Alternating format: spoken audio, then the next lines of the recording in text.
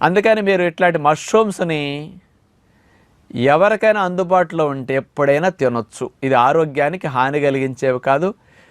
చాలా special benefits ఉన్నాయి 2 విషయాల్లో. అసలు మష్రూమ్స్ తినమని చెప్పడానికి ఇక ఈ 2 విషయాలే.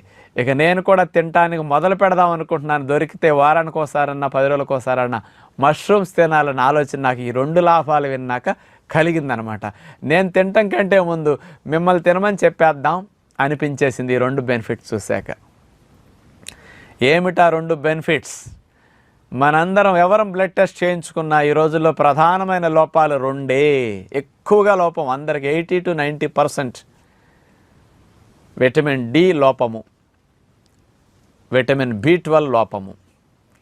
ఈ 2 లోపంతో చాలా సమస్యలు మనకు వస్తున్నాయి. రక్తహీనత కానీ, ఎముకలు గొల్లపారిపోవటం కానీ, బాడీలో పెయిన్స్ కానీ,